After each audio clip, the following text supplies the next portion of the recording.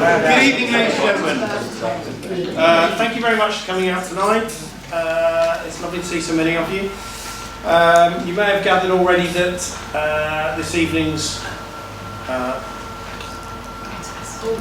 there's nothing window shutting. This evening's session is on the short game, of which, as you will all be aware by now,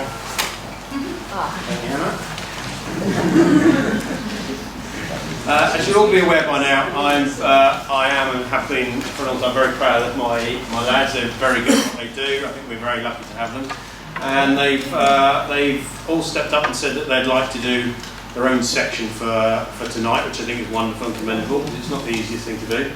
So I'm going to basically let them do it tonight, and I'm going to tipple a little bit at the end just to finish it off. But what we're going to do is we're going to go through the game. So we're going to start at the green and work backwards. I'll be starting with Joe on putting, moving to Chris on chipping, on to Lee on pitching, and then I'll throw in a few words at the end on the bunkers. Please feel free to ask questions. However, if they're in full flow, let them crack on with it, and then I will, as soon as they finish anyway, at the end I'll put it to the floor so you can all ask them questions, and between us all we can answer the questions as they go. So hope you enjoy tonight, and I shall hand over to Joe for doing the putting. Right.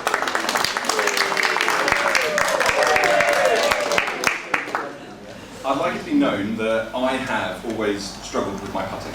It is incredibly tough. I think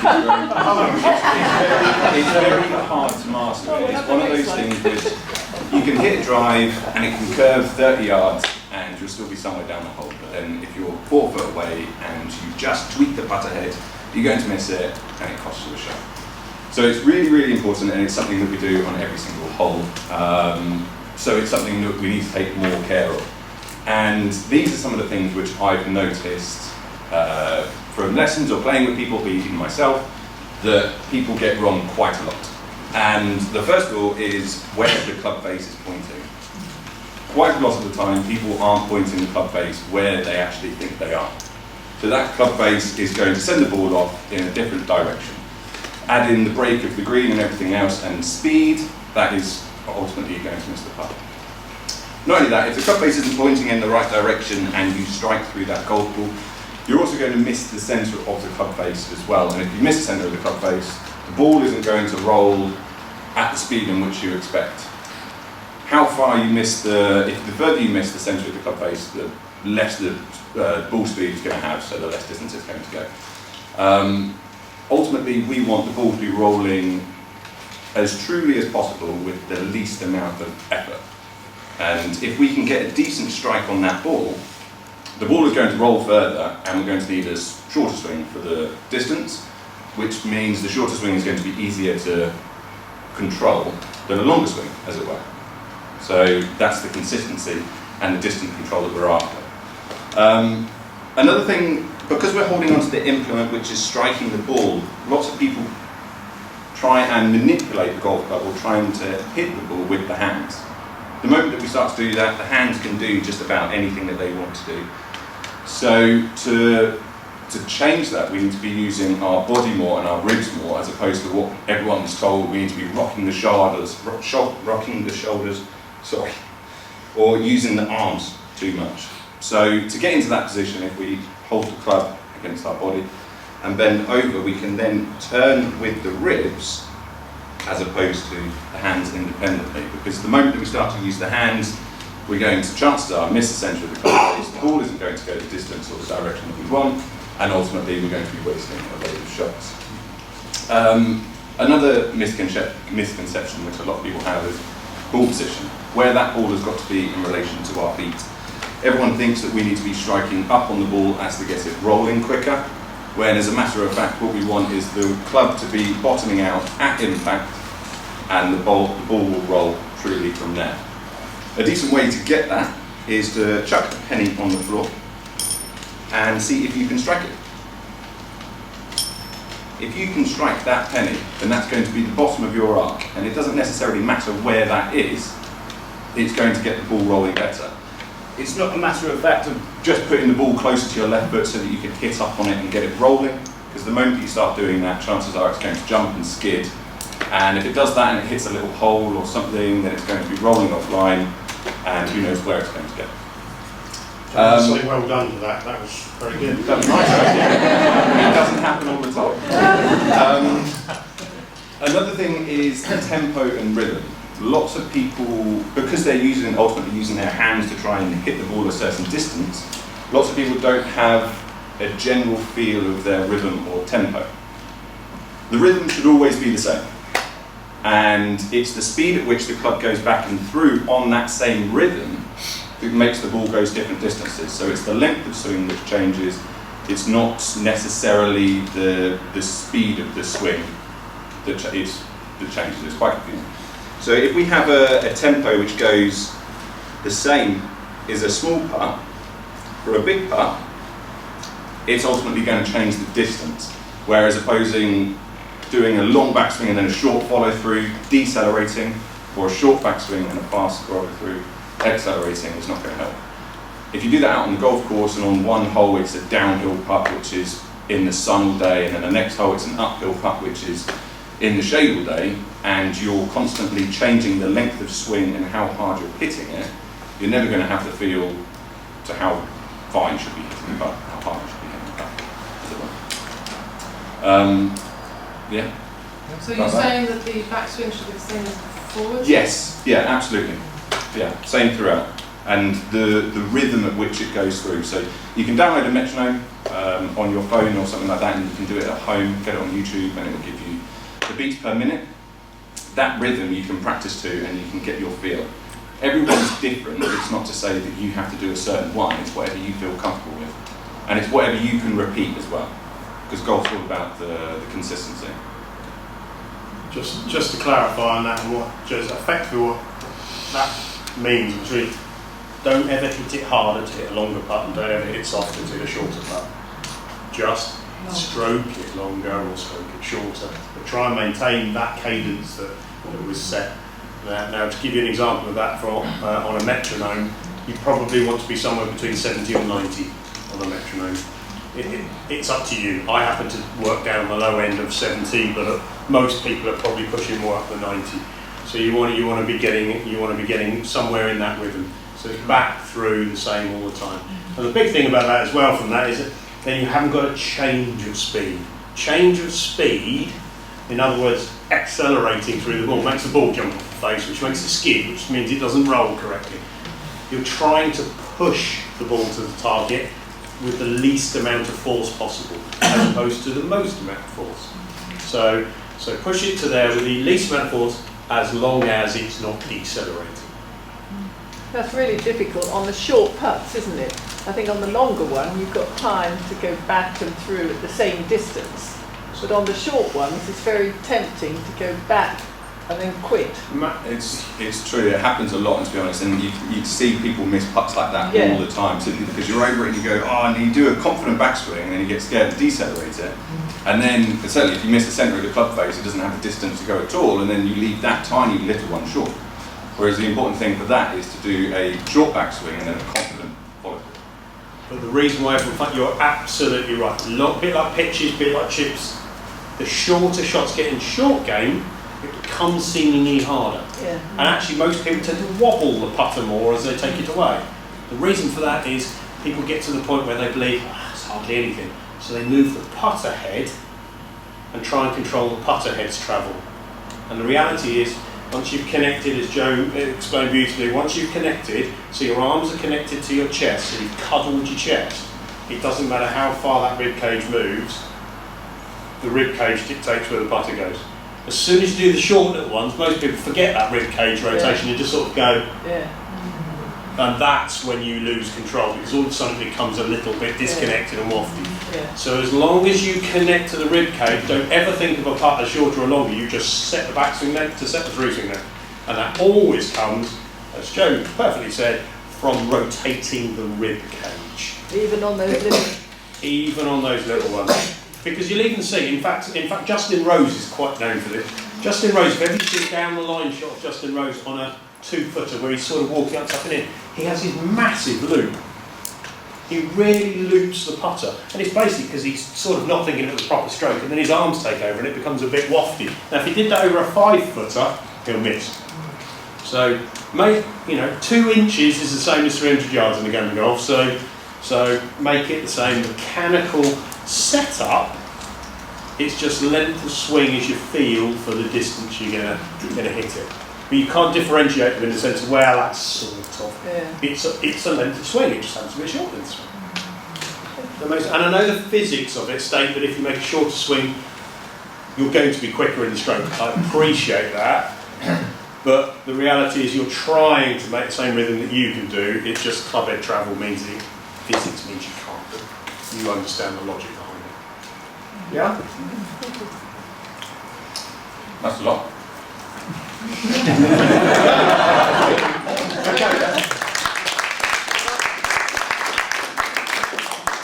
So before we move on to Chris, has anyone else got any further questions? Because I think now would be the time to throw out. Roz? On, Joe, do you want to hop back on something? Moronic. Nothing's moronic. To 90. Oh God, Roz, that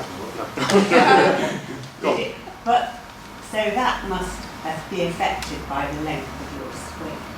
Or are you saying that? Sorry, what is? I didn't catch the first thing. You said the metronome is set for 70 to 90. Yeah. But if you're doing a short one, it's not going to be. No, that's what I was just explaining. That's what I was just saying. Right. Physics means it can't be, but you're trying to maintain the same rhythm. Just the fact that the putter's travelling further means, of course, you can't.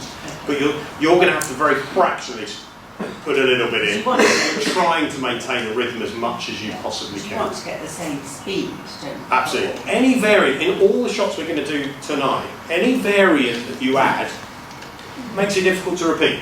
So anytime you put in hands, anytime you put in legs, anytime you put in wrists, anytime you put in extra force to hit the shot, you've now got a problem. So if you think in terms of all short game shots, 1,000 times I've said this, short game shouldn't be called short game, it should be called finesse game. There's the power game, there's the finesse game.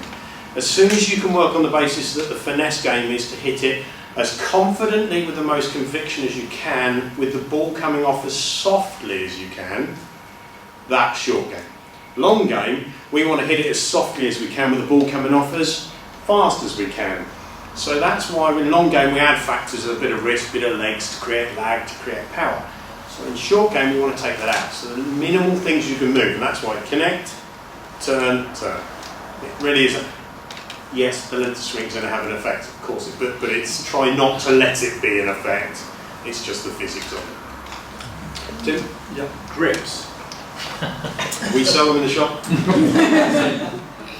Joe, when you're coaching, That was a decisive carrot. yeah. He knows your answer, haven't Yes, buy one. What grip would you favour? Whatever they do naturally to start off with, go from there.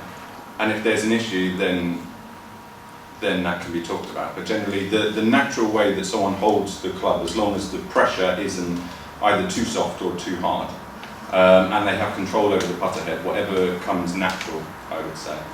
But when there starts to be use of the hands, either one, during the swing, then perhaps change the grip to accommodate that, as it were.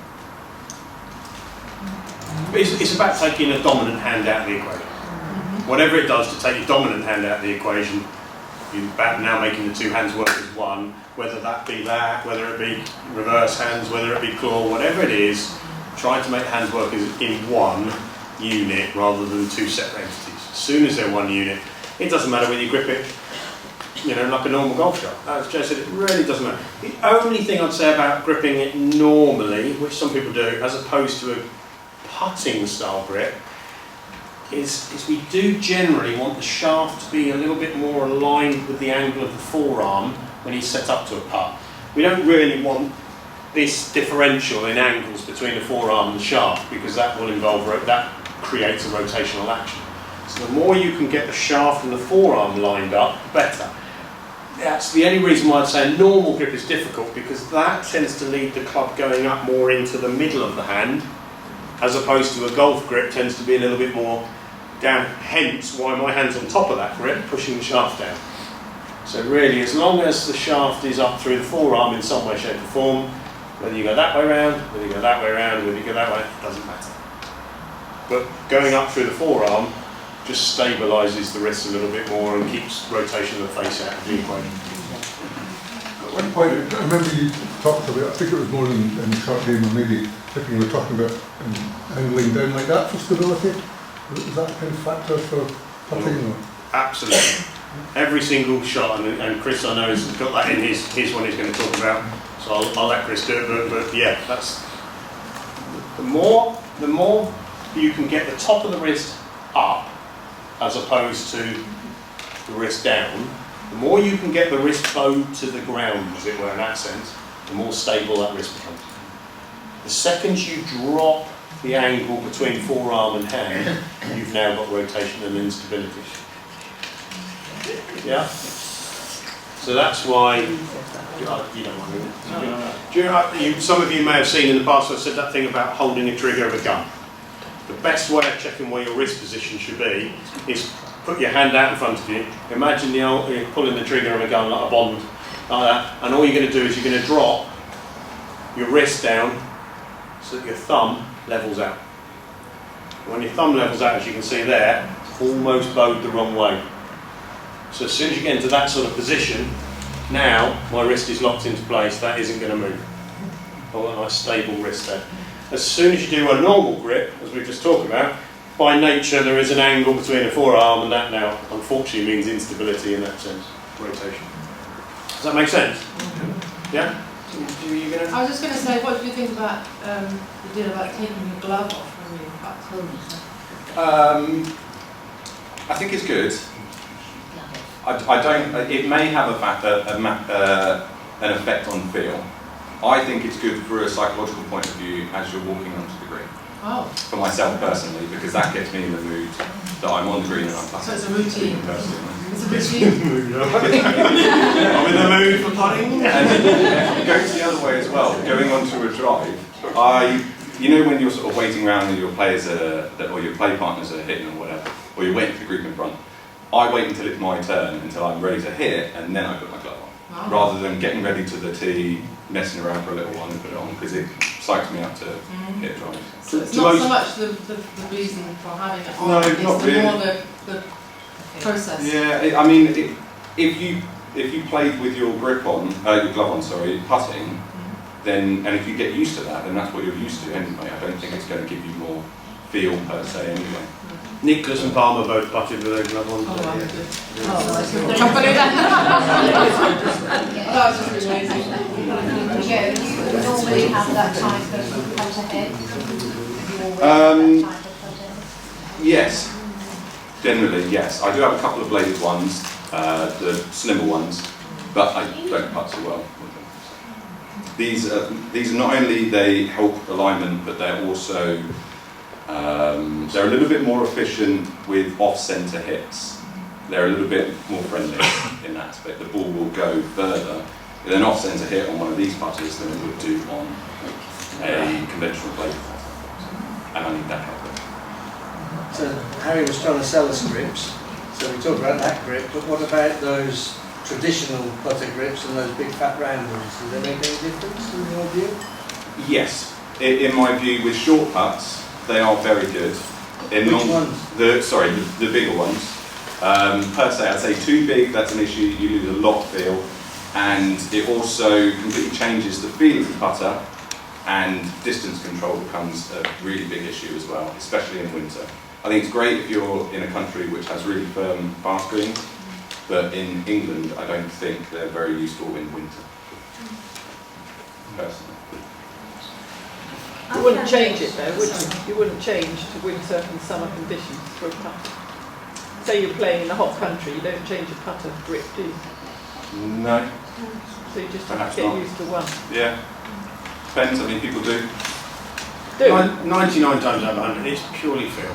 We've all, I'd imagine, I've certainly had a huge big thick grip on mine at one point, and then went, after a little while, I've lost all my fit. It's just what? Horses for courses. There's no right or wrong in any of those. As Joe was saying about the grip, it doesn't matter how you grip it. If you can return the putter face back, it doesn't matter what style, it doesn't matter which grip you have on it. As long as you're comfortable and you feel you're getting the putter face back to square, because as Joe opened up, big number one, face is king, or queen, or princess, or whatever you want. But face is king. So if you can return the face back to square, do what you like. Do what you like. Stand on one leg. If you can't, that's when other things can help. A thicker grip effectively is designed to take hands out of the equation. A thinner grip allows you to have a bit of freedom in the hands. So if you were somebody who's got a bit more of a pop type stroke, once again there's nothing wrong with pop stroke or soft stroke. Pop stroke, which has been a little bit more branch snedeker, a little bit quicker, he's probably not going to want a big thick grip because he wants to use his wrists a little bit in pop stroke. If you're somebody who is a really nice long slow stroker of a putter, probably a little bit thicker grip because then their hands are quiet. I think it's just down to your own personal preference really. And size of hands not a factor as well? Not sorry, go on. Yeah, no, as I think he was about to say, not particularly in putting, as it were. It's a finer skill. You're not whacking it as hard as you can, so there shouldn't be any play there. So I found it very useful. I went into the pro shop last year and asked about, practically silly, and asked about my putter.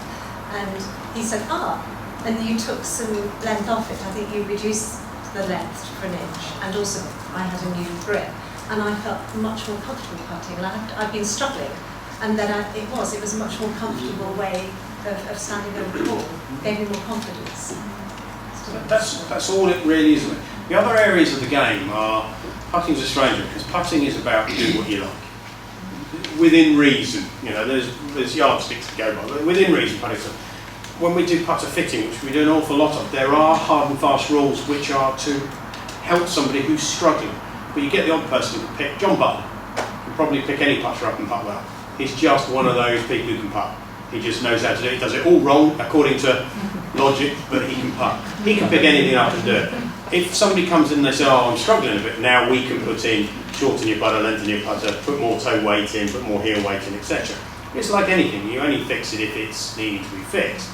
Anyone who's starting out in the game in this day and age is so much luckier than those who've been playing for years.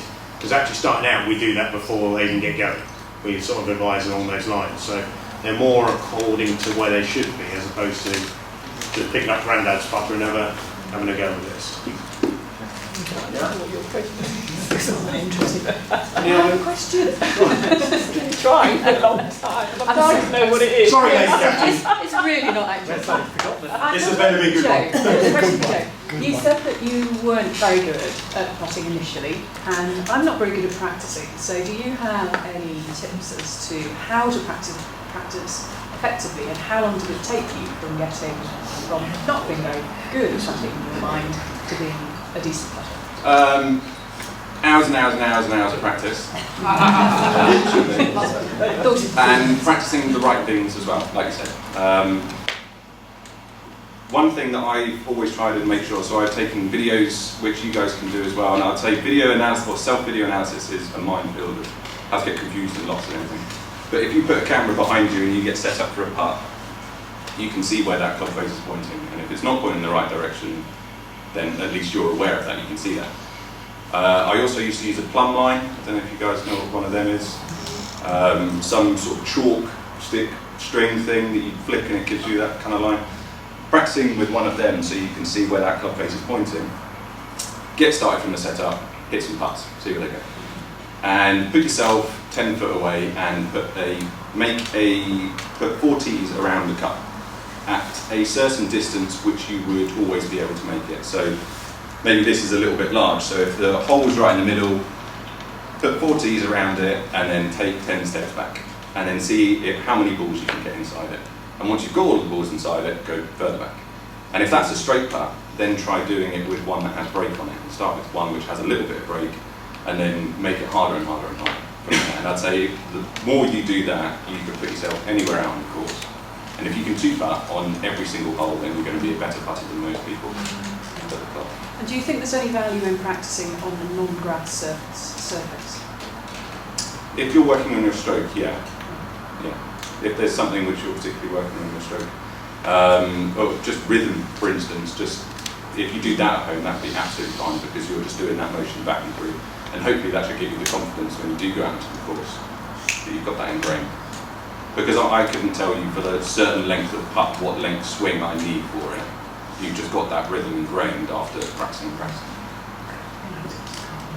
I think if you're putting on a carpet at home, one thing I would say is no carpet's level. They're all going to weave around a little bit, that's the nature of the beast. So you're either working on rhythm, metronome type scenario, which Joe's mentioned, or you want to put a gate down of some sort, a couple of foot in front of you, that's about that wide, to ensure that you're getting the ball started on line. As long as you get the ball started on line in its first 2 foot, where it drifts on the carpet after that is irrelevant. But if you can get it started between that gate, you're already onto a winner. You're a much better putter than you were before. I know Joe just touched on something really, really good. Most people come to us with putting problems thinking they 3-putt because they miss short putts. You don't 3-putt because you miss short putts. You 3-putt because your first putt isn't good enough. If your first putt's good enough, you're just doing that. So realistically, to improve your putting, never try to hold more putts. First and foremost, get rid of 3-putts. What did Luke Donald win something like 300 and something rounds, didn't he, without a 3-putt? So get rid of 3-putts first and foremost by doing great drill, squares around, distance control, etc. When you get to the point where you're pretty confident that you can find the distance in any of these, you're already much better. Then work on holding your 4-footers, your 3-footers from there. Yeah. Any other questions on putting? Graham? Should your eye line be over the ball, inside the ball, or outside the ball? You see lots of different people saying, advocating different things. I think again, if you can set up and you can align yourself consistently, and as long as you are reasonably over the ball, so you're not completely upright, then I think there's room for either one to be completely. So you can be. Everyone used to say that you had to drop your eyes straight over it, but I'd say if it's an inch behind and your stroke is consistent and your alignment is consistent, then it doesn't matter that your eyes are not dead on top of that ball. Doesn't help you set up to the hole better. Can do. One way or the other. Yeah, can do. But everyone's got that eye in different. If your eyes aren't over the ball, it can affect your alignment. Yeah. If your alignment isn't affected, then it's not a problem. But if your alignment is affected by it, it changes your angles, then it becomes a problem. Then you address it. The one thing I'd say is never go outside the ball. Never go beyond the ball, so the ball's inside you. I'm more flexible enough. If you go, you can always err a bit on the inside of the ball, but as soon as you go over the outside of the ball, that is really difficult because you're fighting an arc. An arc wants to work that way. As soon as you're over, you're effectively creating the incorrect arc, which is separating from you. As soon as it separates from you, now your arms aren't connected to your chest. Yeah, so by all means be a little bit inside, but I wouldn't go outside. And you know, because we've done a bit of, but actually your eye alignment on putting, no one ever talks about, but your eye alignment on putting is huge. If you're standing over a putt and your head tends to naturally tilt one way, and everyone does, where your head tilts is where you think you're pointing. So I actually have a gadget in the shop which actually gets people's eye alignment to be actually square, because they put one on and go, blimey, my eyes are miles right. Well, if that's how you see straight, that's where you're going to see straight. That's where your alignment's going to end up being on your drives. You've got to learn to get your eye alignment correct. Really important. Just get a pair of glasses, some £2.99 pair of sunglasses, and put a straw across the middle. It doesn't matter, just stick something on so that you go, oh okay, there's my eye line. Just get your eyes lined up square. If you get them square, I promise you your alignment with your feet, with your chest, with your shoulders, with everything else will immediately be better. 90% of golfers aren't aim right. Most golfers aim right, and most of them because they've got the head tilted. So yes, where your eyes are can have an effect.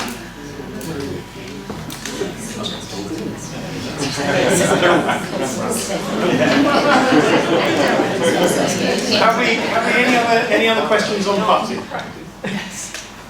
No? Well done, Joe. That's very good.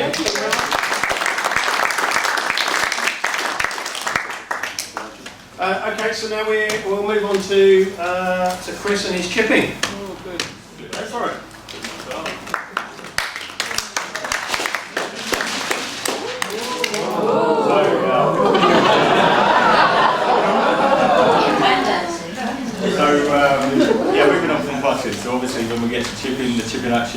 initiates the body a bit more. So we have a few more variables to think about during the swing. And I'm going to talk about 6 common problems I see when giving a lesson anyway. First one being where our pressure is in the golf swing, in the chipping action.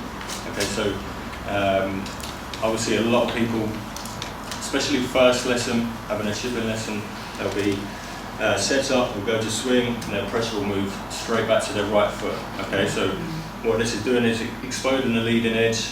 You can turn a 5-yard chip into a undesired 50-yard across the green into a bunker. Not what we want to do at all. We want to produce a descending blow onto the ball in chipping. So a nice little drill to do that. If you take your setup, you're going to apply all your pressure onto the left foot, maybe 90%, and we're just going to raise our right foot so we're on the toe. You can almost imagine we're on a downhill lie here. And from that position, we're going to make a swing whilst we remain with our toes on our right foot. Okay, this is just going to produce a descending blow. It's not going to get that leading edge pointing up or going into the back of the ball. So a really, really important one to start with, and one that I would check that you're doing properly all the time. It's so important for setup and chipping. Okay, leading on from there. So a lot of people, Chris, I'm definitely into this left side. My pressure's into the left side. But what they will do is they will have their left hip quite high. Okay, so they'll lean into this left side. Their pressure's nicely into their left leg, but then they'll tilt back with the body. Okay. Again, yeah, you may feel like you're doing the right thing here with the pressure onto the left side. Why aren't I getting a good strike? Reason why. Your left hip is being high. What this stops you from doing is rotating. Okay, so if my left hip is high here, it makes it really hard for me to turn around in the transition and go through the ball. Okay, if my left hip in this position is nice and low, I can just go through the ball and make a nice strike and produce the right swing sequence as well. Okay, so really, really important that that left hip is low. So what you're going to do, so when this pressure is applied into the left side, we're going to feel like our spine is going in the direction, leaning into the direction of where the pressure is. Okay, and again, we're going to make strokes where they stays there during the swing, and we get through the ball. Wrist, hip. Wrist hip, yeah. Was leaning raised balls are good. So wrist pins, I should say. Okay. So really, really common one. Okay. So we think of a chip as really short. We want the ball to go up rather than forward. Okay. So what does everyone do? They try and help that ball get up by introducing the wrist into the golf swing. Okay, so that again, this exposes a leading edge. It's going to get the club to dig. You might bottom out a bit too early, and again hit that 50-yard fin over the back of the green, and do it again, do it again.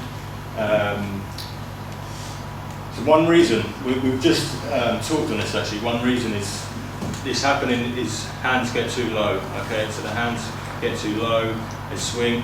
Another thing is with the hands being low, the heel of the club can easily dig into the ground, flip the club face over, and just really inconsistent with club face control. We want this stroke to be such a short stroke. We want it to be as consistent as possible, and repeat it every single time we do it. Okay, so if you're going with, do you want to show a setup, Chris? And then if you turn the other way, turn. That's it there. So what Chris is saying exactly what we talked about earlier on. So many people tend to have hands there, low, which you can see the toe of the club is off the ground. Okay. Heels digging in, which is the sharpest point of any golf club, so it's going to stop the ground, especially on wet condition. But the reason it's worse on a short game shot, you don't have any energy in the club head. So if you make contact with the ground on a full swing, you've got enough energy, the club goes through the turf, and away you go. Short game shot, because you haven't got any energy. So if you just set up now, what we're trying to look for is that you're trying to get this relationship as close as you can to a straight line, as opposed to, quite obviously, different angles. We're almost trying to do the exact opposite and trying to get the toe of the club going into the ground and the heel of the club getting away from the floor. Okay. Again, this is going to almost allow you to not dig in. This is going to get the bounce of the club working, and we're just going to brush under the ball. You won't see any divots. You're just going to bruise. You could stand there all day and do that, and you're not going to take a divot. You're just going to bruise and discolour the grass. Okay. So just returning the club face to exactly the same position instead of getting here, using my wrist. 10-yard chip might be 10 yards left. Okay. This ensures that position, that club face is going to go straight, exactly where we want it to be. So yeah, we've actually talked about a little drill for that, lifting the hands up nice and high, get them away from the hips. You were showing me a little drill earlier on, where it points to in the centre. Oh yes. If I run this drill stick up to the middle, it's going to point right in the middle of my sternum. Okay, so for now, if I make a swing, it's going to return to that position. Okay, we're not going to see any of this happening where the stick almost goes one way to the other. It's just going to rotate around my body. It's going to return impact to exactly the same position. Now, if you're a chipper that has their hand slightly forward, it's not the end of the world. That's absolutely fine. But it's important at this stage to turn the hands in that position as well. We don't want to see any deviation from that whatsoever. Okay, to be you just set it up and go through that thing, Chris. Yeah. Way of checking it is you can see where it's pointing now. If Chris goes through his action correctly, when he's finished, this is still pointing to the same spot, and if he turned round and came down, it's still pointing to the same spot.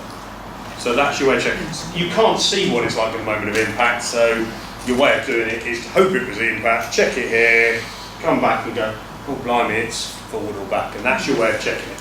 Yes, we want it vertical at impact, but unfortunately you can't check that impact, so that's your way of checking it. Which again leads on to swing sequence. A lot of people I see will understand the relationship between the body and arms, but can't quite manage it. So their arms will be really independent and almost I'm leaning into the left side, hips low, and then just go with the arms. Okay, so they're having no rotation whatsoever. So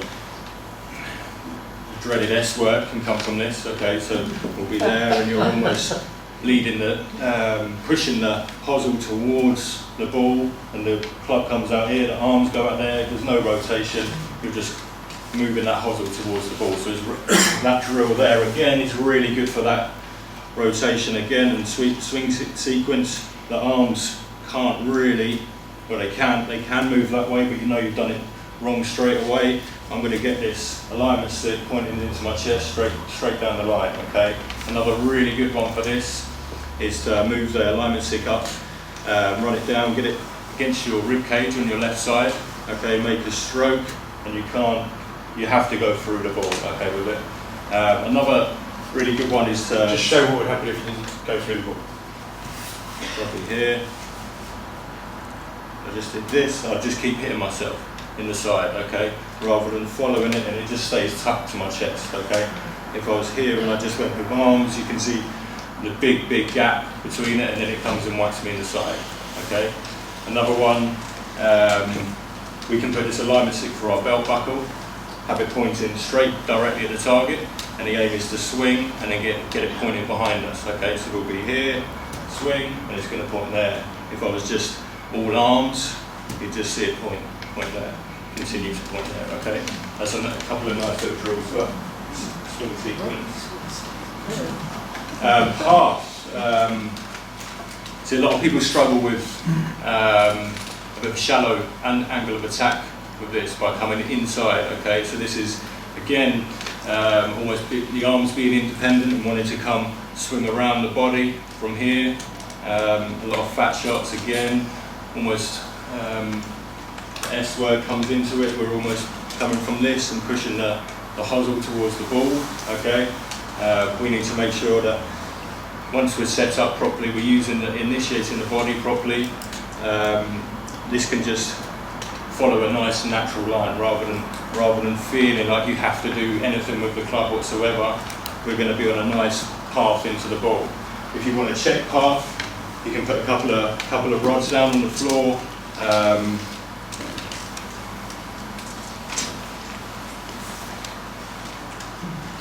Sort of club apart each other. If you're struggling to come in inside, you're just going to hit the white one. If you're almost getting away from the body, you're going to hit the red one. Okay. We want to just make sure we're nicely through the ball, through the sticks, and then rotate to finish in that position. Ball position. Just another one on that. Just yeah, is same principle. Remembering it, it's the ribs that are controlling the arms. That's the thing on all of this. So if you actually just put it straight out in front of you, and you now move the ribs, you can see the path of that club is dictated by the ribs. But he's not moving the club is being moved. And if you can get that principle, so once you start going, oh okay, I'm concentrating on me, not it, then move down to 45 degrees. So there, so you're not quite on the ground. Use your rib cage. Use the rib cage, so effectively now you're controlling the club through the rib cage and then go down to the ball and do the same thing. Another nice one, little drill to sort of understand where you should be at finish is by setting up in your set-up position, and then you're just going to rotate the chest so it points at the target, and you'll see that the hands are opposite my left pocket, club's outside of my hands, hasn't flipped over, done any of this business, haven't flipped the hands, and that's the exact position I'm trying to get into, okay? And where was his weight when he finished there? Yeah. Still on his post, his left hip, his left Everything pressure. stays there, it hasn't gone off, to come back, stays there, I just get in that position. Last one is ball position. Very, very common, especially first lesson with people. I will see their ball position really, really far back. Initiates a host of problems. Leading edge again, going straight into the ground, almost stopping at the ball, stabbing at the ball. I would like it sort of middle. I don't know about you guys, but I like it middle, just left of middle. And this really allows me to go through the ball again. It isn't getting to here. What you'll see from this position with hands being back, you can see straight away at this position coming down into the ball, the leading edge is pointing straight down into the ground, down into the ball. If I'm a couple of millimetres behind the ball at that stage, my club's just going to sink into the ground, especially at the moment, soft conditions, it's going to sink, the ball's going to go nowhere whatsoever. Another common thing we see from here, when ball position back, is the hands start to move. Okay, so this position we were talking about earlier with the alignment stick, keeping everything there, all of a sudden the hands push forward, make it quite steep into the ball, changes the loft of the club, so your distance control is going to be altered. So yeah, I just want to almost have it middle, just left of middle, and then rotate through the ball. Okay. Just explain, when the ball goes back in the stance, yeah, why would you present the leading edge to the ground? Because what's happened to the shaft when you're setting up? There's shaft lean, okay, so you're essentially coming here, and if I'm set up here, you can see I like to have the shaft quite neutral, going straight up to my sternum. If I put my ball back here, straight away my shaft is leaning towards me, okay? So from this position, I'm going to almost be tempted to stub the ground. I'm going to have to work very hard not to stub the ground, okay? So I think it's very good, very good. Yeah. Has anyone got any questions for Chris on that? How far apart the legs are? I like them shoulder width. Shoulder width? Yeah. I know some people like to have them quite close. I don't know if any of you guys do, but yeah, I'm shoulder width apart is fine with me. Yeah.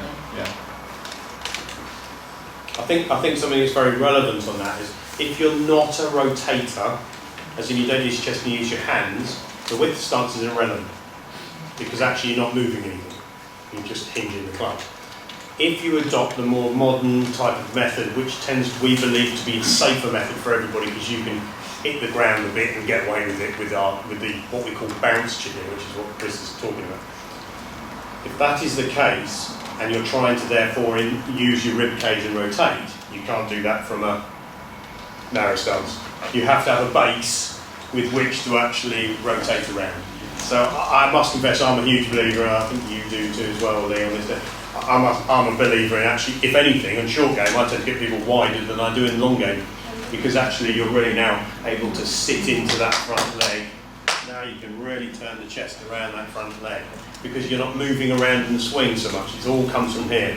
Try and do that from a narrow stance, and you'll end up flicking at it, because you can't rotate because you're going to fall over.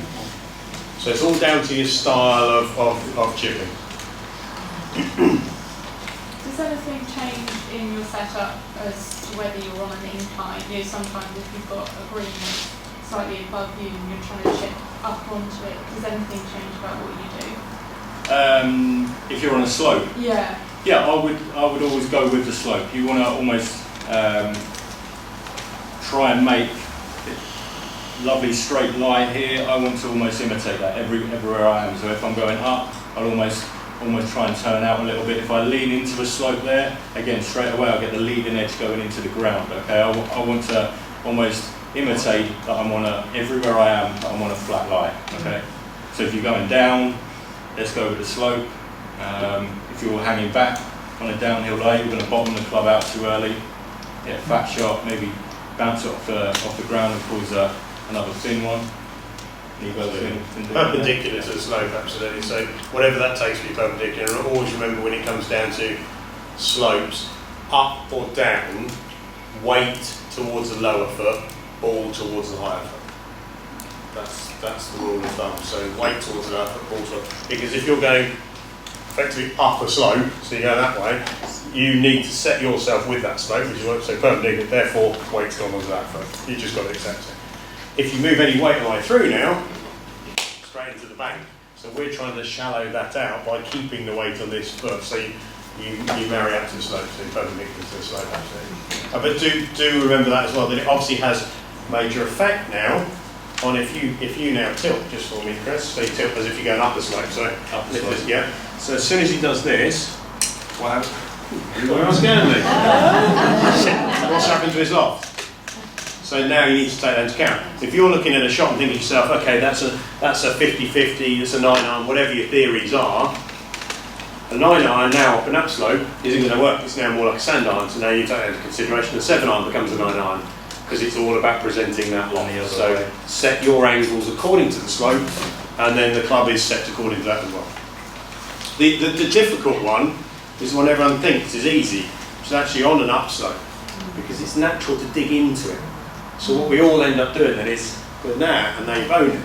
The downslope, once you've got the idea of using your chest, although for most amateurs hitting that way seems a hard shot, when you understand about posting up and rotating, it's actually a very simple shot, because it's doing everything you need it to do, which is get you into the front leg as you rotate through.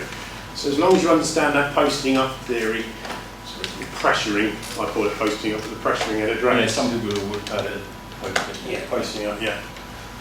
Yeah? Happy with that? The other thing as well, based on that question as well, if the ground is above you when you're playing these types of shots, but you're on the level, you don't change you still need to take into account the fact that the arc of the ball as it flies isn't going to complete.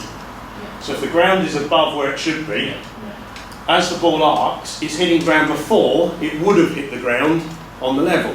So now the club choice you have is altered, because that ball is coming in flatter than it would have done if the green was down there. So now the ball is actually going to run further. Does that make sense? So if the ball's below, or the green's below you, if you hit sand iron, instead of it hitting the green there, it goes down there, it's going to stop on a sixpence. So now you've got to take those into consideration. So can I just ask you to repeat the wee bit about how wide you have your feet and what happens if you don't? Because at my age... Don't tell me you can't put your legs apart. No.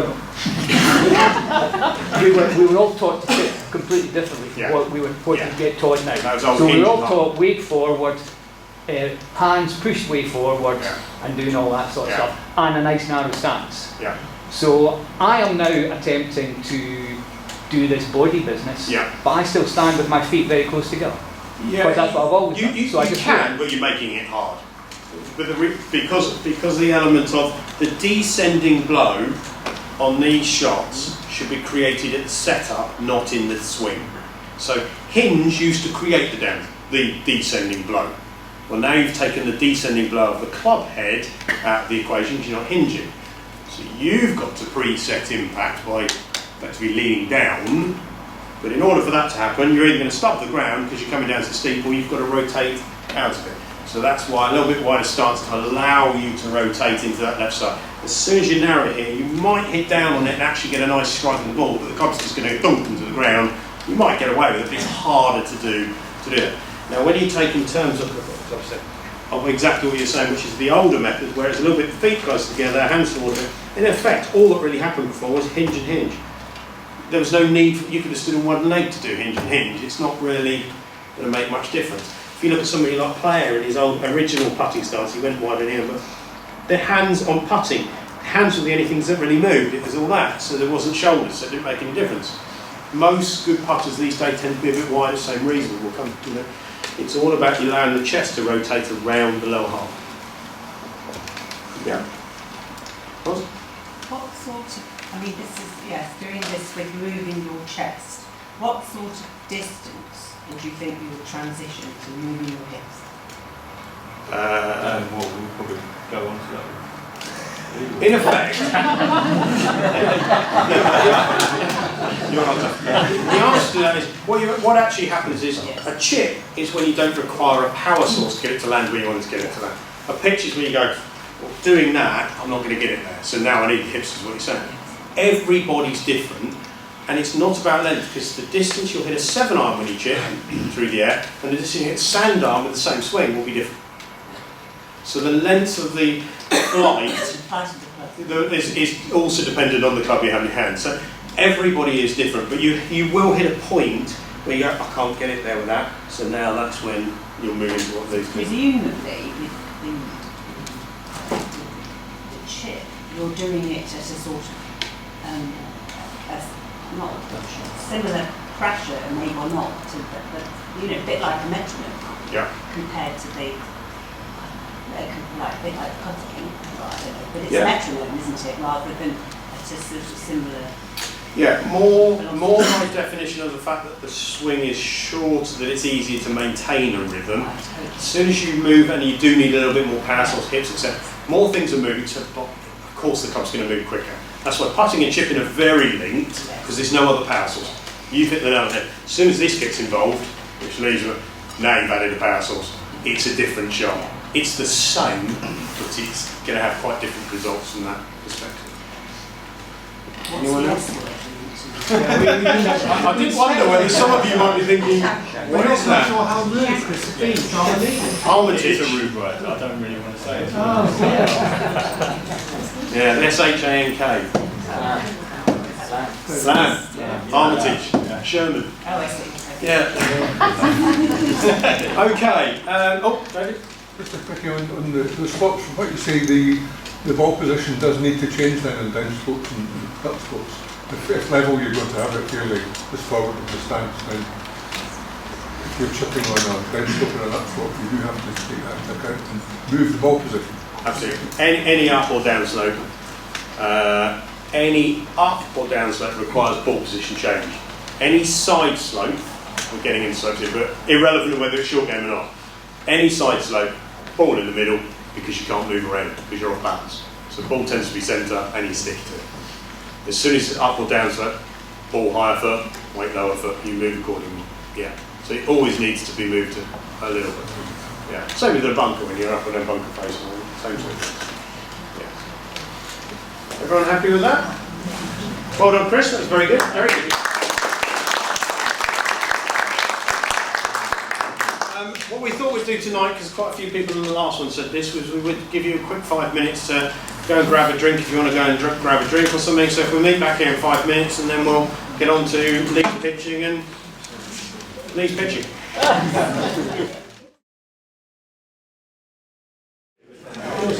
Okay. Hopefully you're hydrated. Okay, so now we're moving on to the lecture. Lee on pitching. He's very good at this. Thank you very much. Okay, pitching. I think it's important to say say before I get going that you're going to notice a lot of repetition from what Joe and Chris have said. I think the thing to take away from that is that there's a lot of similarities between what you do in your chipping, what you do in your putting, and now what you do in your pitching as well. So I'm going to just list through a few common problems that we see in pitching. First one being strike and also low point control. The boys have touched on this. If you're pitching and you're getting it out the toe of the club or the heel of the club, that's going to mean that you're going to struggle to get your distance, same as in the chipping and the putting. And also low point, if your low point's too far back or too far forward, strike's going to be compromised, distance control is going to be compromised. So we've got some good drills to help you with that. I think strike is really important. If there's anything that you want to work on in all of the elements, just make sure you get consistent strike, because that will lead you on a good step to then start to introduce other areas to try and just complement it to get it closer to the hole and help you improve. But strike's important. Strike spray, we've talked about this in a lot of our talks. We use foot spray. I think someone said dry shampoo, was it last time, works as well. But you can see it just mists up the face a little bit.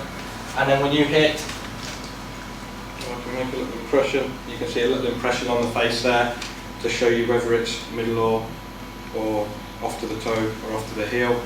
It's important to recognise when you're hitting shots, if you have got your low point a little bit back, so you think about your swing as a big U shape, if the bottom of the swing is back here, you'll notice the ball will hardly make a mark on the face. The ball mark will be right down the bottom there. If you're getting the right low point, you're getting the club coming in a couple of degrees down on a chip and a pitch, you'll see that the ball actually doesn't contact until about 1, 2, 3, 4 grooves up. So the first 3 will be still nice and clean, and then the ball will be in the middle. Probably should have done that earlier just to show you, but it's really important to recognise what a good strike is. Because I think when we do our lessons, we hear people say, oh, I hit that too hard, or I didn't hit it hard enough. More so that they've just not got control of the strike. So they start reacting to bad strike, then they catch one out the middle, and that's when you notice the distance control is quite all over the place. So I think a good drill, just adding on to the strike spray, is just hit 5, 10 balls without using your eyes. Just try and get it, line the balls up. 1, walk across. 2, not a certain distance, but you're just trying to repeat the same thing 5, 10 times. Have a look at where your balls are. If they're all in a nice line, then you've got control of a lot of factors. If it's very random front to back, then the strike is probably compromised. You're either hitting along the ground because you're down the bottom, or you're putting in too much power or not enough power. So you're changing a lot of things. So just try and be consistent, and then you can fit that to a shot that you've got out on the course. But first of all, just try and get the consistency of the strike. Swings in sand. So again, coming back to low point, again a really important one. If you draw a line in the sand, this is for all shots, have a reference of where the start of your divot is. Make sure with sort of chipping and pitching, it's sort of just behind the line, maybe just on the line, and then you're using the bounce to touch it through. You wouldn't want to be way ahead of the line, or most commonly way behind the line, because that's when you're going to get altered strike. So just have a reference, and I did say you can catch it slightly behind the line as well, only if you're presenting in the manner that we've been talking about, where you're using the bounce, because then the club is going to slide onto the ball rather than digging onto the ball. Does everyone understand what bounce is? And yeah, but I don't know why you do one and not the other. Why would you either use bounce or you don't use bounce? Yeah, so exactly. So I use bounce, yes. I mean, just make sure it's consistent is what we want to see. If you're someone who is using the bounce and you'd want it to be on the line, maybe just behind the line, but not 2 to 3 inches behind the dark line when you do bunker play. I mean, you may still be able to hit good shots if you're using it, but I think the purpose of that drill is just to make sure it's consistent. The thing we wouldn't want to see is way in front, way behind, on the line, way in front, way behind. Just make sure it's the same place every time. So we do that the same, not decide which way to go depending on the line. Yeah. So where the line is where the ball is. So you're just trying to make sure that you're hitting the same spot every time. It's probably better to think of it rather than going slightly behind. I should have probably said hit the line. If you've got the bottom of the swing just on the back of the line, you know you're going to get good contact. That would be the quickest and easier way to do it. I think that would be the way to think about it, rather than it's more dangerous coming in slightly behind if you're not using the bounce. But if you're doing the right technique, like we talked about, you can get away with it. But just have an experiment with that, because it does highlight a lot of things. When we tell someone, oh, you're hitting behind the ball, sometimes they look at you and go, I'm not sure I am. But I've had instances where people are 5, 6, 7 inches behind the ball, and that really highlights it, because it's very difficult to get a good contact if the club's coming in and then coming straight up. If you're hitting behind the ball, you've got to get the club sliding into it. That's the important one about that. So strike, making sure it's centre of the face. Low point, making sure the bottom of the U is on the ball. We'll cut out behind and in front. We'll just go straight on the bottom of the ball for nice consistency. We'll move on to set up and alignment. Another big thing, again, consistent in what we were talking about with putting and chipping. Don't really see a need with pitching to alter ball position too much. Some people do it to alter flight. If you've had lessons from us, we'll tell you to change different clubs rather than changing the technique. Much simpler way to do it, and again it takes out variables. So ball position will keep centre to slightly forward. Problems occur when you start going too far back, in terms of you start seeing people try and arc backwards to try and realign themselves with the ball, and you'll also get a path, because you've also got the U shape that way, you've got a U shape that way as well. If the ball's here and you move it back and you're going to start to hit too much out on the early part of the U shape. If it's too far out in front, again you might catch it too late on the U shape. So there's importance for middle to slightly forward. Reason we say slightly forward is because you're always working onto the ball as well, so that can help in that instance. But try to go away from extremes, I would say. Not too far back, not too far forward. Body alignment, I think Harry said actually, we tend to see most people aim right. I had a few lessons today that are very much so, good players as well, lining long way over to the right. That's a problem in the fact that it really stops the body. Again, if you are a rotator, if I'm right round here, to get back to target, I've got to then try and make a really big rotation, which is too difficult. So it doesn't help rotation. It tends to act as a bit of a blocker, and then you start getting a bit scoopy and a bit flippy.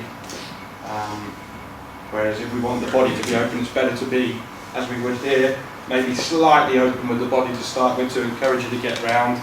But I don't encourage people to get shut off to target, because that's very difficult to get that round.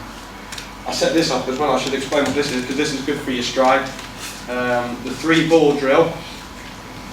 So we've got, that's the ball I'm intending to hit. That's a ball out on the toe of the club, and that's a ball sort of in line with my back foot. So what we're looking to do to ensure that we create the right strike and the right low point, I'm going to miss both them balls, hopefully. I won't hit one, you say. So I'm going to come down, or come back, come down, make sure I'm just coming over the top of that ball, connecting that one, not hitting that one. I mean, I've put the rod there. You can put a ball or a tee on this inside as well. I don't actually mind people catching it slightly out of the toe. All you'll notice is a slightly deadened strike. That's the area that I want to get people away from. That's the dangerous one. So as long as you're missing that outside ball, not coming in behind here and whacking that one. It can be quite frustrating and scattering balls if you're doing this, so you can use tees and just make sure there's no one out on the right side as well. Especially in driving mode. Yeah, and you've got the car park as well over there, so be careful. But no, if you're doing these things, missing that ball on the way down, there's a good chance that you've got good strike and you've got good low point. So nice to drill to practice there. Superb, Joe. Can I just set yourself up for a second there, Lee? Well, you can probably now tell as well by that ball there, which is a great drill, is if Lee's set up neutrally without posting, it's almost impossible for him to miss that ball. His posting for his sternum forward immediately means his angle of attack is going to miss that ball. He's got to go wrong or incorrect to hit the back ball. So now that's a really good way of him understanding his sternum has moved left, as Chris was saying, so sternum has moved left. I'd say everybody wants to teach you, get your sternum left of the ball in a chip and a pitch. So as you're doing that, as you set up to it, he now automatically is going to hit down on that, and he hasn't had to do anything to hit it. So he would have to create, if he was doing that from a neutral setup, he'd have to actually move to get past that first ball, which we don't want. So that's why presetting that address position is important. So, yeah. just following on from that as well, if you think about if you to shoot a laser light from your chest down from your sternum, you can see here that it's now pointing slightly here. That's going to encourage me to get that descending blow. If we get people, like we said, with the body alignment back here, laser light from the chest, back here, that's where my low point's going to be. I'm going to struggle to get out in front again. So you can reference the bottom of the swing, as long as you're not using excessive risk, with the where your sternum points. So important when you're posting up to make sure it's in the right place. Weight positioning, again, I don't think, avoid extremes. We're waiting for you to hit it. Oh no, I can if you want. No.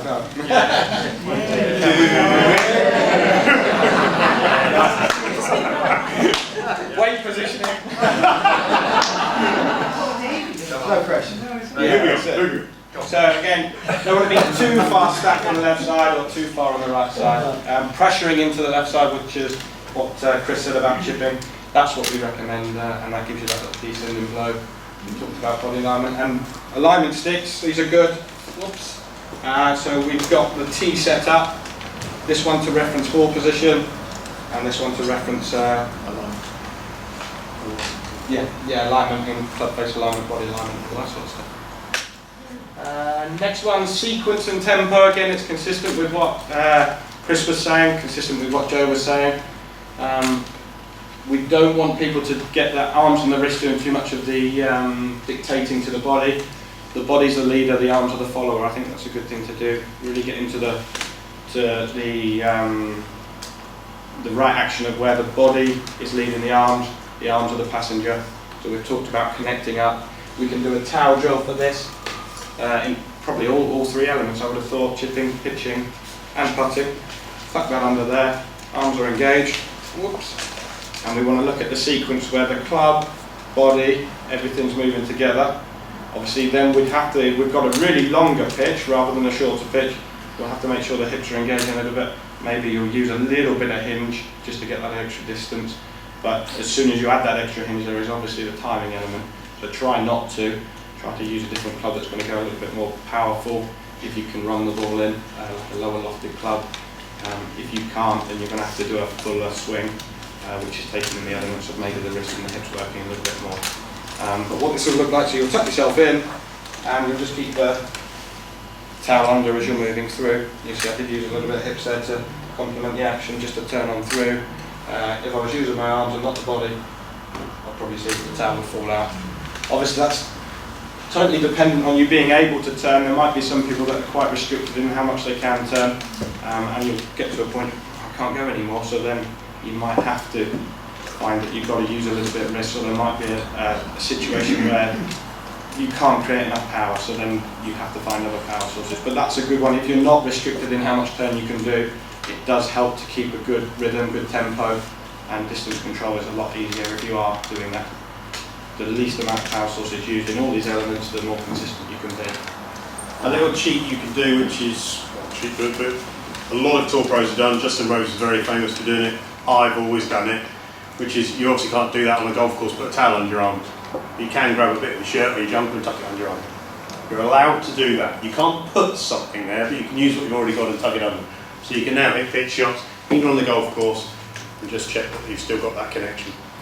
Because at least it's when people start feeling, in fact you talk about that, feeling for the ball, etc., that's when it becomes disconnected. So you can, superb drill because it's really visual to you, but actually on a course you can do that, whether it be chipping, pitching. I must admit I'm a fan of that, and putting as well. Yeah, I think that covers the main problems that we see. I think the thing to take away from this is there is a connection between all three elements. So try to keep everything the same rather than having a putting setup, then I have a chipping setup, then I have a pitching setup. If you've just got the one swing and then you just adapt, then that's a better way to go about it. 3 big points is strike. Strike is really important in all aspects. Low point, that's a big one that we're getting into. Again, think of low point as where the bottom of the swing is. Usually the longer the low point, so a shallower U, the more forgiveness there are, rather than a V. If you're coming down steep and you've only got that much, well, the ball better be in the right place, otherwise you're going to have a lot of random shots. If you've got a long, shallow bottom in your U, then you've got more area then to just scoop the ball up and a much bigger margin for error. So strike, low point, And again, tempo is really important, just to help with distance control. So you're not looking to compress the ball? Not so much in these ones. I mean, there might be elements if you're under a tree and all that sort of stuff, then you'd have to squeeze it. But again, you could use a 7-iron. You could use an 8-iron. Compression in the ball is good for sort of power, not so much in a chip. A lot of people think you get compression to spin the ball. There's something called spin loft, which is getting a bit technical, but the most amount of spin will be created between the biggest differential of loft and angle of attack.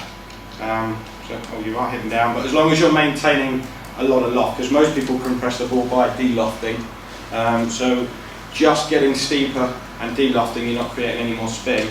Make sure if you are compressing the ball that you're maintaining a lot of loft on the club, because that bigger differential, that being the loft, that being the angle of attack, then you're going to create more spin. But to be honest, trying to do spin shots is something we think it's too difficult to try and do, I would say. You get a much more consistent predictability. I think we've said before, pros are trying to take spin off of the ball because it can be a hindrance rather than a help. So I think more so, if your low point's in the right place, slightly down on the ball, yes, to a point you are getting compression, but you're not really hitting down and trying to squeeze the ball, because that tends to mean de-lofting. The ball tends to run on too far. I promise all of you as well, Lee's already touched on it, if you can learn to get the ball on the 4th and 5th groove, spray the face, if you can hit it at 4th, you will spin it. Doesn't matter whether you use a pinnacle, you'll get some spin on it. If you can't hit it off of those 4th and 5th grooves and you're hitting it down lower on the blade, you can hit down as steep as you like, you can get shallow, you can do whatever you like, it's not going to spin.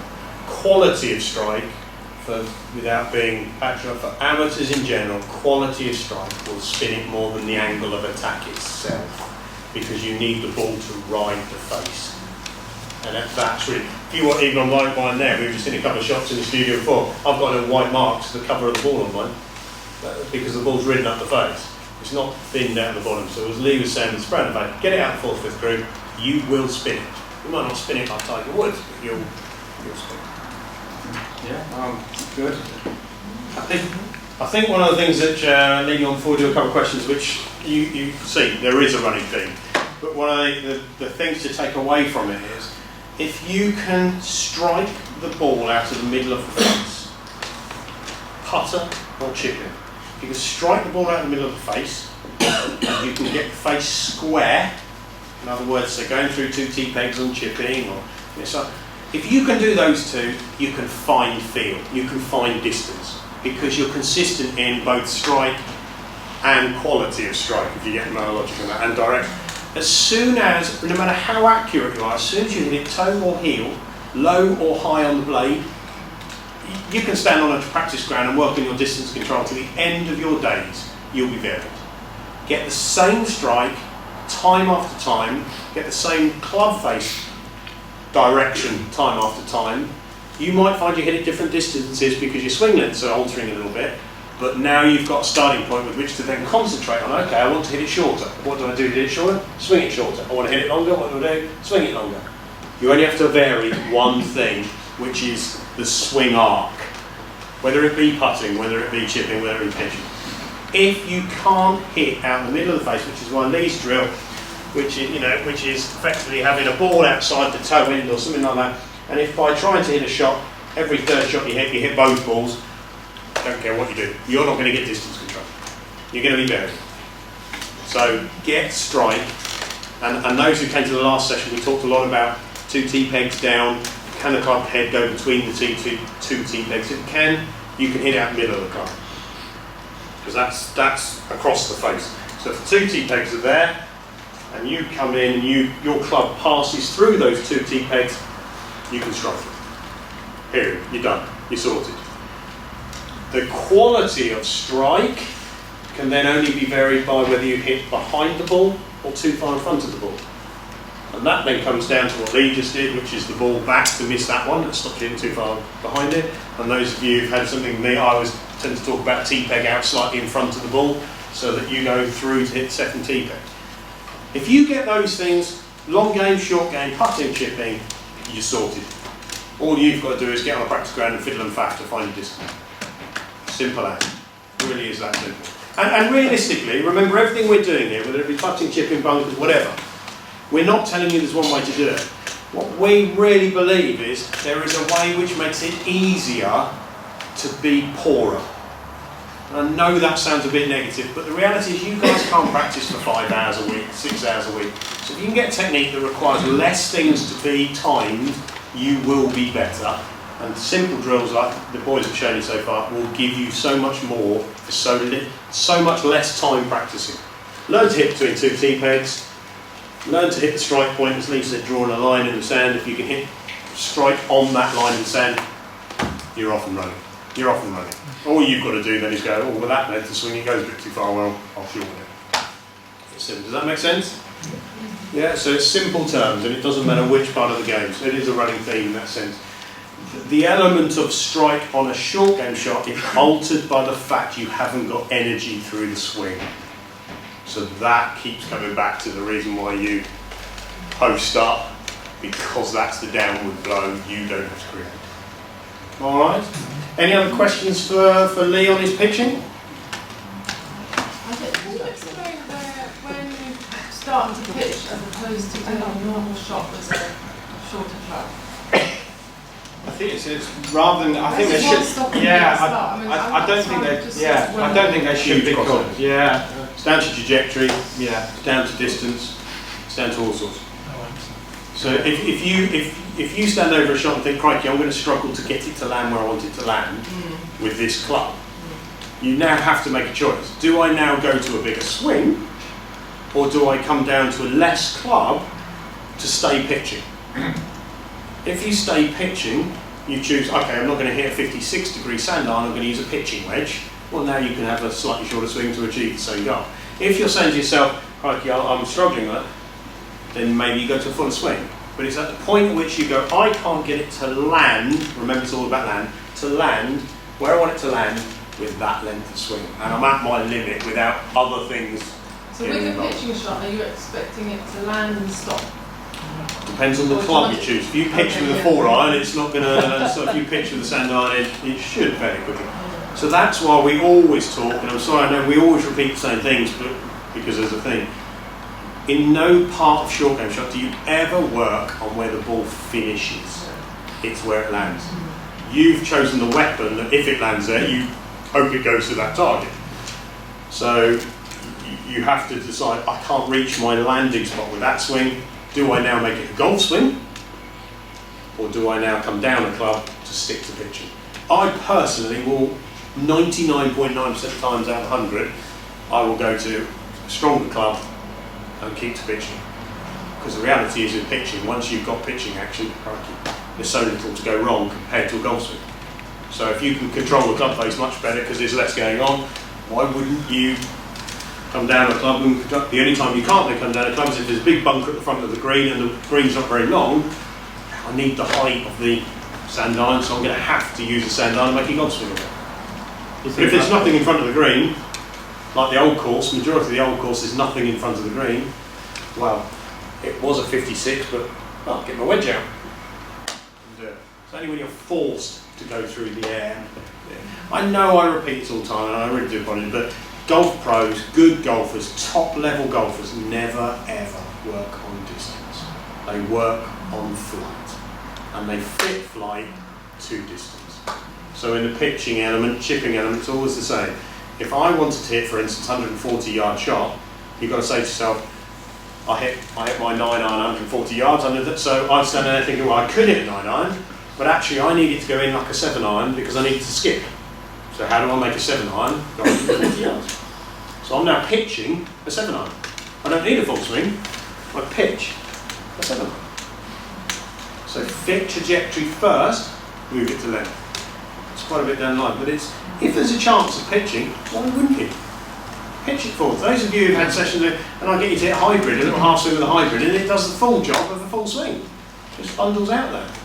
As long as there's nothing in front of you, that's the only thing you've got to remember is going to run. Think about the conditions that we've been experiencing over the last couple of weeks as well, the high winds. If you're going to go to a fuller swing, add more speed, more loft, hit it up in the air, more spin, the ball's going to go all over the place. So there's merit to getting windier conditions.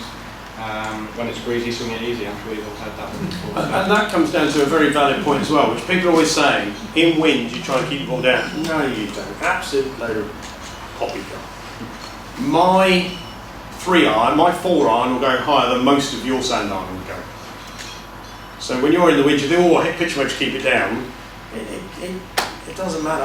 If I knock a 7-iron down, knock a 6-iron down, it's still going to go higher than any shot you hit, even though I'm knocking it down. So what you've got to think to yourself is, well, surely that's easier for you to play in wind than it is for me. No, because what I do by knocking it down, in other words, taking a 3/4 swing or a half swing, is I've taken the speed out of the shot, therefore I've taken spin off the ball, and if the ball isn't spinning, it won't climb in wind. A ball will only move offline in wind, it's not because of the height you've hit it, it's because of the spin that gets it to that height, and the spin is what then, if you think any golf balls has to spin, that is the only way a golf ball can go in the air is to spin, it's on an axis. Now the second you put even the slightest wrong axis on it, that ball into wind is just going to go like that. So the less spin you can do on that, and it's less spin, it's going to bend less. It's going to go offline less. So that's why I'd hit 4 clubs more than I need to, and half swing it. The amount of times you play a par 3 and I'll stand there and I hit 6-iron, and the people I'm playing against, you can't hit it within 30 yards of me and taking a 7-iron, and you say, what are you doing? Why are you hitting a 4 shot? It's just going to go off in the wind. Quieten it down, calm it down by making it more pitchy. Whatever you can pitch. You mentioned using a hybrid off the green. Is that what you would call a Texas wedge? I was saying hybrid for knocking the ball whatever then, but yes, around the green, effectively that's Texas wedge. Well no, Texas wedge is a putter. Texas wedge is a putter, yeah. So it's not like a sort of 7-iron? No. Old school chippers were 6-irons. That's what old school chippers were, they were 6-irons. Okay, everyone happy with that? Any more questions? What was anything you said? Nothing to do with me, just about to do my presentation then. My brain's full. See you all later. Right, okay, so the last thing then is bunkers, which is obviously very easy to demonstrate in here. I'm really chuffed to be doing this one. Okay, so bunkers. Simple thing about bunkers, there's a few myths we need to dispel straight away. Those of you who've had lessons with me don't answer, but what do you do with the ball or the strike point in a bunker? Does anyone know what you're trying to do with the strike point in a bunker?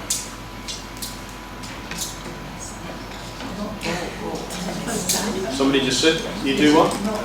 You don't hit the ball.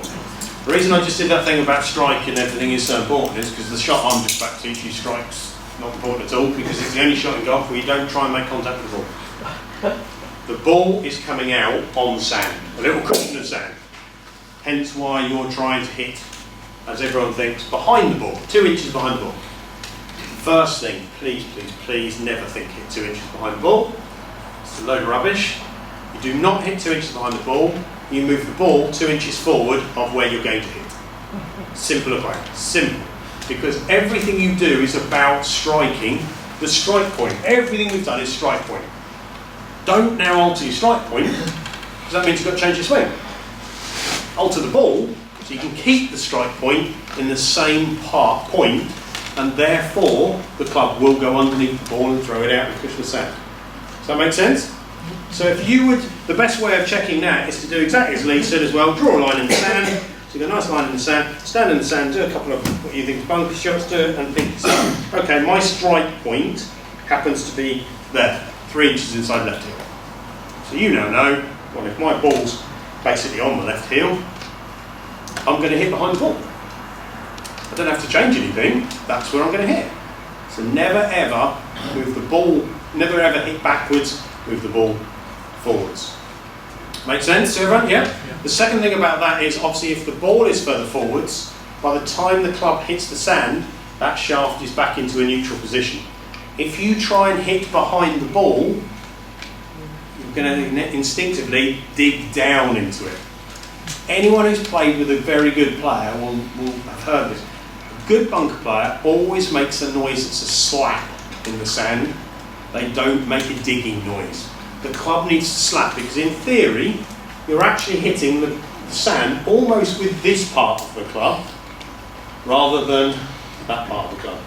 We certainly don't want that leading edge, which is what the boys have been talking about, because that's the sharpest point, and if you get the leading edge down, it's going to dig. So we're trying to take this long thin slither as if you're sliding underneath the ball. So don't dig, slide. Hence ball forward, slides underneath, etc, etc. Next point is the posture and the setup is exactly the same. Exactly the same as a pitch shot. A bunker shot is a pitch shot. It's a pitch shot. You have a variation in your setup angles to account for a bunker shot, but you don't change your swing. So those of you thinking a bunker that you swing left, hit to the left, out to in, no, you don't hit out to in. You swing perfectly normally, as you normally would. However, you're not aiming at the target, you're aiming left of the target. Therefore, if you aim and swing normally, by definition of the target, you're going out to in. Does that make sense? But you're not actually purposely swinging out to in. Really important thing when you think about that then, if I stand on this circle, if my ball position now is forward in that circle and the yellow line effectively is my alignment, if I'm now going to aim left to allow me to work across the ball, and I move round the circle, which is what you should do, you can now see that's not relevant anymore. Because if I now turn this alignment to marry my feet, you can now see that ball's gone too far back in the stance. So I now need to move across to accommodate the ball as well. Whenever you change your alignment, you can't just go a bit further left, because the ball position has now changed relative to the right angles of your feet to the ball. So if you change your alignment, change your ball position to accommodate. Everyone happy and understand that? Get that, yeah? So you can see, if I'm going to wiggle round, I now also need to not only wiggle round, but step across a bit as well, so that that ball goes forward again. My rule of thumb is balls on the big toe, but you've got to find out where your bottom of your arc is to work that and to try and accommodate. Okay, so once you're into that new position around there, everything else the boys have talked about, posting up, setting up, sternum forward, all exactly the same. The pitching action is now what you do. However, do not, under any circumstances, now look at the ball, because you're not hitting the ball. You're hitting a grain of sand 2 inches behind the ball. So the grain of sand 2 inches behind the ball is what you look at. I promise you, if you look at the ball, every other shot you play is at the golf ball. If you're looking at the ball, you'll hit the ball. Because that's what you're telling your brain to do. So tell your brain to look at somewhere else in order to hit the somewhere else. Otherwise, no matter all of this, doesn't matter. You then chase towards that golf ball the whole time. So what we're trying to do is trying to accommodate little changes in the setup so that you can swing as normally as possible. The reason you aim a little bit left for a right-hander is so that, twofold, so that you can slide shallower through the ball, which is what we're talking about, so you don't dig the club into the sand. Because the more you cut across the ball from out to in, the shallower the swing tends to be in that sense. I know that's strange, but because of leading edge, I'll come to that in a minute. The second thing about aiming left, though, when you do that, is when you aim left, it's different than the long game in one major factor. In the long game, where your club face points is where the ball goes, or its initial starting position. On a bunker shot, that isn't the case because the ball is not contacting the face. The angle the club comes into the ball collects the sand and throws that ball on the angle you're swinging. The club face is almost not irrelevant, but it's less relevant. So in other words, for that, if you move round the circle to point left, you've now got to aim the club face round to the right to accommodate it. So the further you aim left, the further you got to move the club face right. Does that make sense to everyone? Yeah? So you're accommodating one or the other. So the best way of doing that is to do a calibration test. A simple way of understanding this is calibration, because we're all different than this. So if you stand in a bunker, stand perfectly square. Turn the club face, and I'll come to that in a minute, but turn the club face the amount you like it open. We all have an amount we like it open. Everyone has a set amount they like. So once you've got that open, hit some bunker shots and see where the ball comes out. So if the ball comes out 3 yards right of target, you know your calibration is 3 yards. So now when you're in a bunker, don't aim at the flag, aim 3 yards left of the flag. Now once again, a bit like looking at the sand, now don't look at the flag, because you're going to change to the flag. You've got to look 3 yards left of the flag. Make everything as neutral as you can, because as soon as you twizzle your shoulders and body that way, if you're still going to that flag, I can guarantee no matter what you do there, you'll end up still working back round to that. It's defeated the object. So whenever you change something, count for that. So the calibration is great. Extended a bunker, twist the club face open, hit a couple of bunk shots, ball comes out, a certain amount, that's you. Everyone's different. Everybody's different. But that's you. Now, little caveats on that, which are to do with, dare I say, a couple of the bunkers don't have as much sand in. So in those cases, you need to take that into consideration. So I'll come back to that, because that does have an influence. So Keith's staring me down there. So what we've got to say is when you turn the club face to be open, really important. In fact, can I use a Scotty camera? We've got Scotty. Okay. When you turn the club, I don't know if most of you can see the writing. It's a bit dull on there. You can see the writing. So when you turn the club face, don't grip it and turn it. Because everything you've done in the whole game of golf gets you to try and get it back to there. Turn it and re-grip it. So if you can now make out the writing on there, that is not square in my hands. Don't turn your hands, turn the club in your hands and then grip it from that position.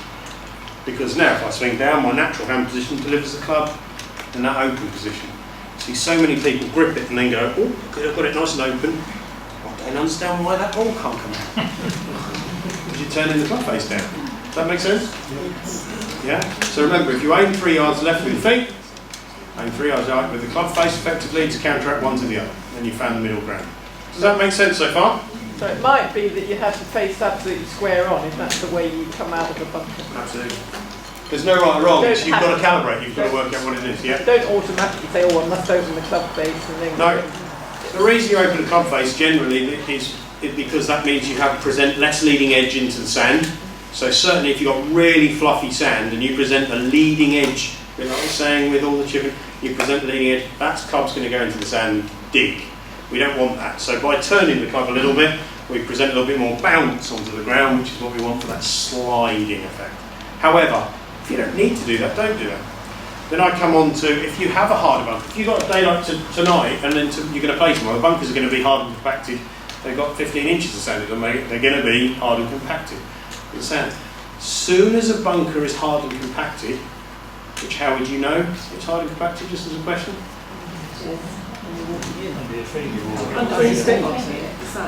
Sorry? What was that? Absolutely. You walk in, you get a feel for it, but the big thing is you wriggle your feet in and you go, wriggling the feet in is twofold, really important. One, it's now giving you a feel of what's under the ball, because that's the closest you can get to checking without giving it all out. Okay. Two, you have now lowered yourself an inch. What are we trying to do with the golf shot? Purposely fat it, in effect. So your club is going to go, we want the club to go under the ball. Well, now I don't have to change my swing. I don't have to hit down into the sand. I'm already going to fat it because I'm lower than I would be on a normal shot. So by wriggling into the sand twofold, you've lowered yourself into the sand and you've now felt the quality of the sand, whether it's fluffy, whether it's hard, etc. So when you wriggle your feet in and you think, oh, that's a little bit firm, whether it be not much sand in it, whether it be a windy day that's blown out, whether it be wet conditions. If it's firm, you can't use bounce.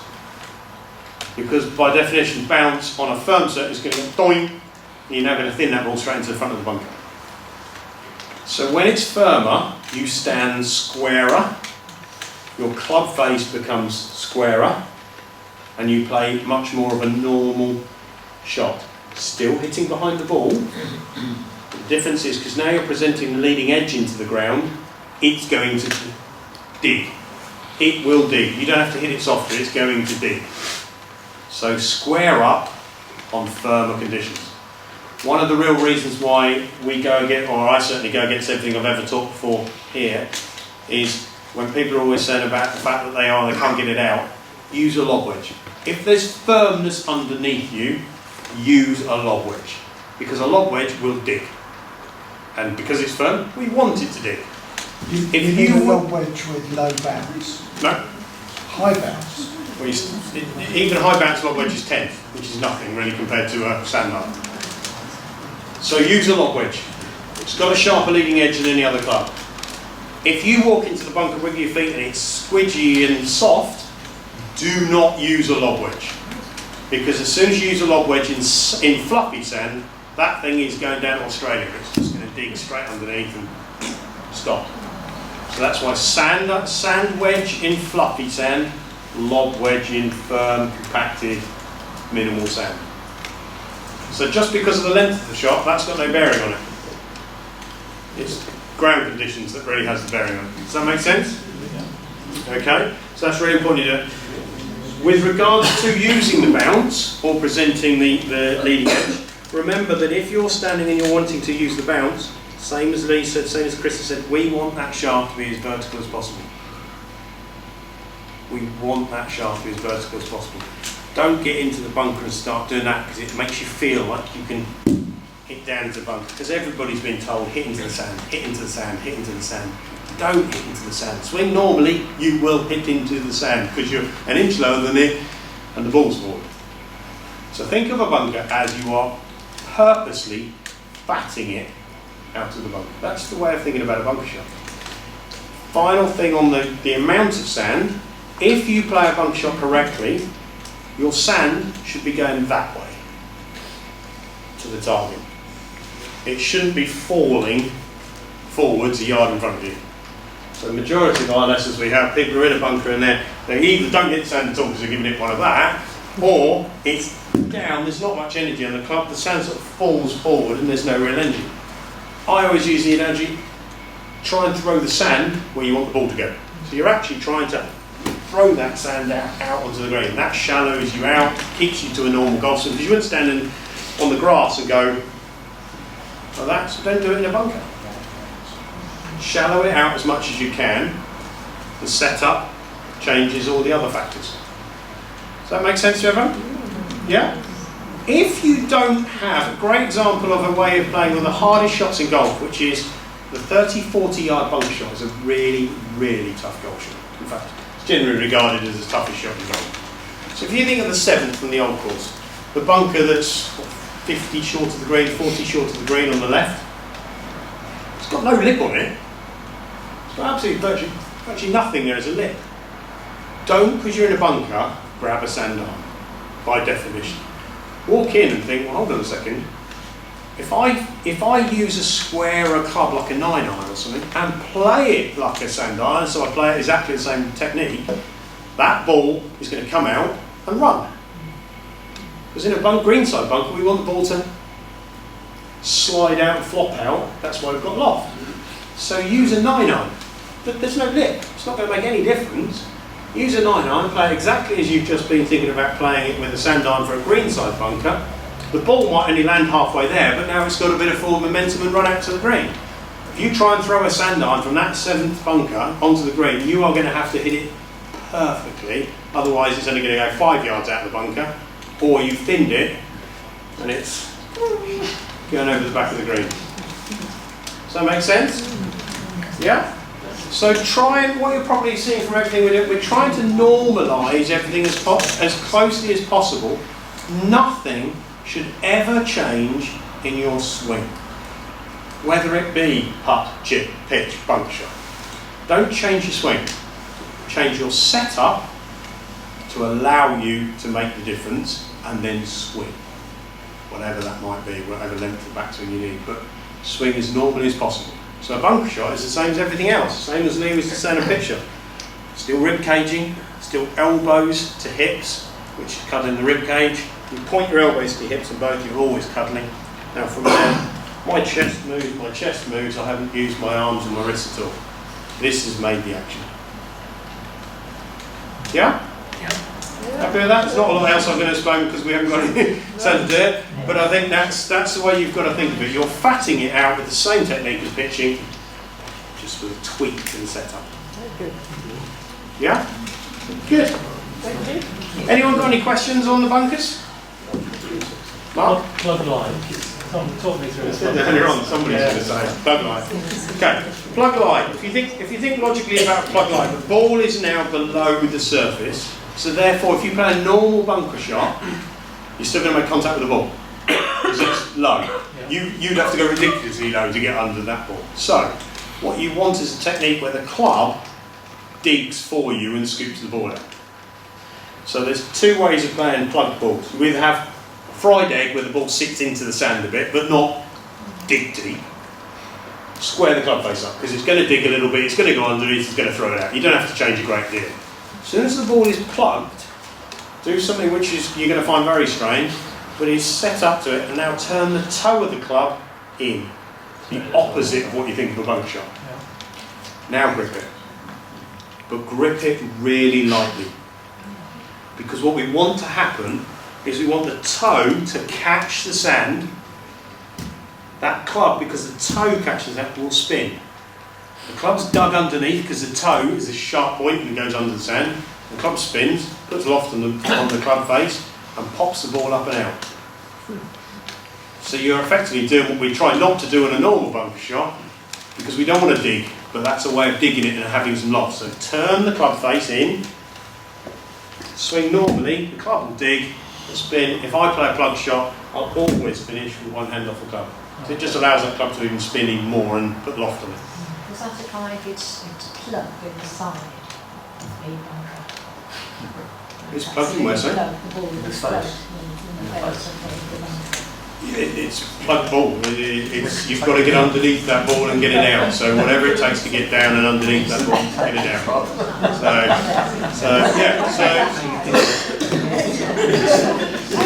Now you're allowed to drop it outside.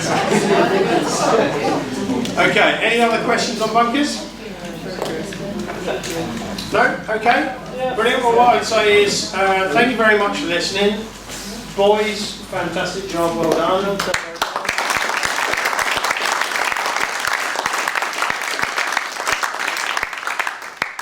We do have one more, and stupidly I can't remember when it is, but we have got another one in March, which is in the diary, so keep an eye out in the newsletter and you'll hear.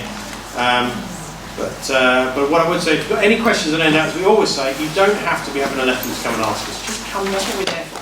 Come in and ask. Even if you go, what you said the other day, just come in and ask. Feel free. That's what we're there. Alright, so thank you very much. Safe journey home.